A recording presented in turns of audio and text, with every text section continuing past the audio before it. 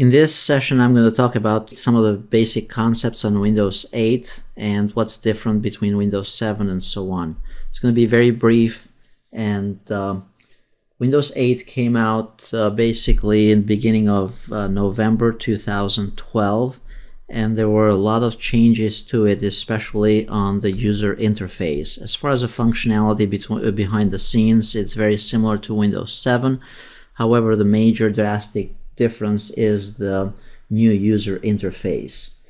Usually there is no longer a start menu like in prior versions of Windows, and the start menu has been replaced by the tiled menu, which is basically a listing of all the programs and apps available. Now in this computer, I actually have installed the start menu because it kind of became unusable for me, but here's what the start menu, the original one, looked like. So as soon as you log into the computer, this is what you are presented with. You have a whole listing of these blocks with all the programs that are installed in this computer. The problem that I find with this is that it's very hard to find a program that you want to launch when you want to launch it. Of course, you can use the search capabilities, but it takes a lot longer to find it in this view. What they have done is that you have different applications that you can launch directly from the start menu. And you have different apps that will run from the start menu. Then there is also the desktop option, very similar to Windows 7, to what we are used to using before. But whatever you launch from the start menu does not directly interact with what you launch from the desktop. So this is what makes it a little bit more difficult. Additionally, there are apps that are supposed to be very similar to like the Google Play, for example, or the App Store from Apple, so that you can download them directly from Microsoft and run them from here. So this is one of the options here, for example, for playing games or music or video. And in my experience so far, they have actually been pretty slow and pretty cumbersome. So this new interface, the start menu or the new start interface, it's designed primarily to be used in touchscreen devices. It's a way for Microsoft to run Windows on tablets, to run them on smartphones, to run them on a laptop and a desktop. However, for a keyboard and mouse regular desktop computer, in my experience, it's been a little bit more difficult and more sluggish. So to launch one of the programs from here, once you logged into the computer, you'd basically just click on it and then it'll launch that specific application. Then you'd come back and launch other applications that you want. One of the things that Microsoft has done as well in Windows 8, and this is part of the new interface, is that if you hold the mouse on the top right hand side, you'll get all kinds of these different options here, like the start, regular, showing the start menu or displaying the start menu. The problem with this, personally I see, is that how does the user actually know that you have to hold the mouse on the very top right hand side of the screen to display those options? To list the devices, for example, you'd go to this next option here. To shut down the computer, you'd have to move the mouse on the top right, and then, if you're lucky enough, go under Settings, and then you choose Power and power off the computer, and so on. There's also I would call them two different control panels.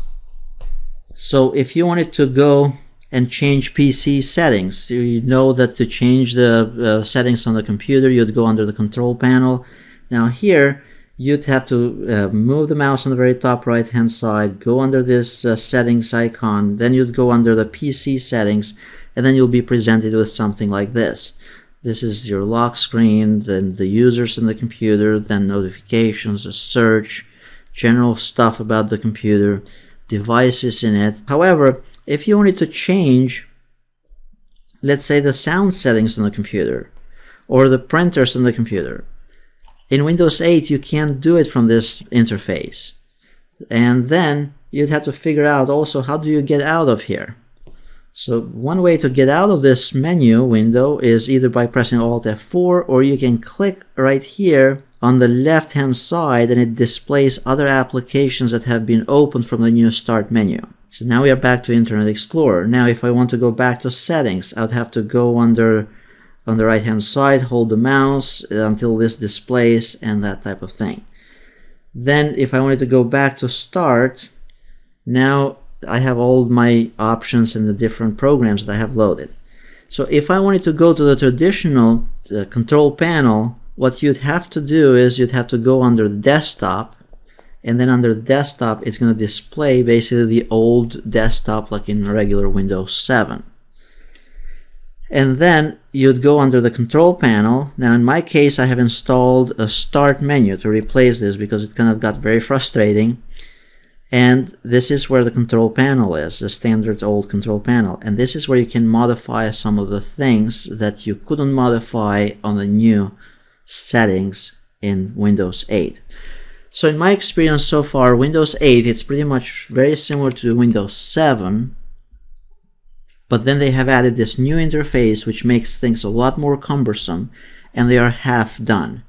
There are certain things that are on one side of Windows under Control Panel. There are certain other things that you have to modify them in the new setup. And what are some good things? Well, good things, it's basically, it's a little faster. Windows 8, it's a little faster than Windows 7. It's faster to boot up. It seems a little bit smoother and better designed otherwise besides the interface. So you have here, for example, once I open my computer, I have all the different devices or the storage devices on the computer. I can go and browse the files, and it's quite responsive in that aspect of it. Another thing is that the antivirus software, Microsoft has built it into it. It's the Microsoft Security Essentials. It's already built in, installed in your computer. As far as detecting different components that you have in your computer, it's much better in detecting the drivers for it and finding the right software and drivers for it. It has better power management, and if you have a touch screen like one of those newer tablets where you can flip the screen around and so on, it's usable to much more usable to some extent in that way. The Task Manager as well, it's more powerful. So if I go under Task Manager, right click here and choose Task Manager, you can utilize Windows 8 a little bit better for troubleshooting issues with your installation and your system. So here under Processes, we have all the different processes that are currently running in the computer. You can sort them and see what's taking most of the CPU power. And then you can kill those processes if you want it by simply clicking on End Task. Under Performance, it gives you a better visual representation of how and what's being used and utilized in the computer at this point in time. There are also the app history as to what applications have been running on the computer and what has been taking most of the CPU power. And then under Startup, you can choose to it displays as to what impact each component has on your computer. For example, I have here Java, or I have this other one for the phone, and you can choose to disable those by simply clicking Disable, and that will disable them from starting the next time the computer reboots. Under the Performance here, there is also this option for Open Resource Monitor. And then under Resource Monitor, you can monitor pretty much the memory usage or the disk usage, what's using it, where there are faults and things of that nature, and go into a more granular type of analysis of problems and processes in the computer. So in this aspect, the Task Manager, it's a much better tool in Windows 8 and much more powerful. It's faster and so on. Now, in my opinion, as far as whether to upgrade or not, if you already have Windows 7 in your computer, I would say you don't need to upgrade. Windows 7 should be sufficient for what you're doing. If you have Windows XP or an older version of it, then probably it might be a good option to upgrade. But if you're buying a new computer, I would go with Windows 8. It's going to be improved, and you can always install the what's called the classic start menu. If you do a Google search for classic start menu, it's going to display, you can get back the start menu or the old start menu like I have it here. So classic start menu, Windows 8, and you can download it from one of those links. A couple other things that are very useful in Windows 8. Of course, keep in mind that Windows 8, whatever you know from Windows 7, it's those features plus some of the new stuff in Windows 8. One of the nice things in Windows 8 is that if we go under to display the start menu on the right, we click on Settings and then go under Change PC Settings. By the way, here is the control panel as well. The old control panel can be accessed from right here under Settings. It's right there. And then Personalization is how to personalize and change the computer. But notice they're kind of scattered everywhere. So we go under Change PC Settings. And then if you scroll all the way to the bottom,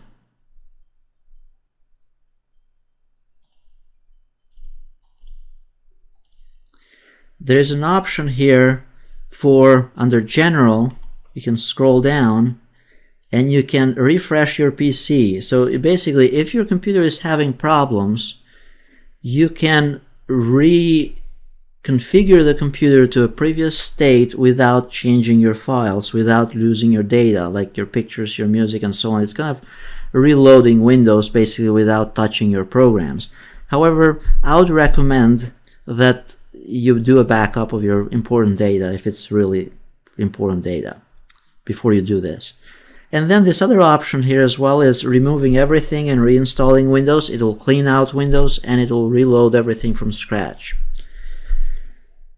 So these are a couple of the things here with Windows 8. Again, it's a new interface, it's some newer functionality, but it needs some fine-tuning and adjustments to make it fully usable for an enterprise environment.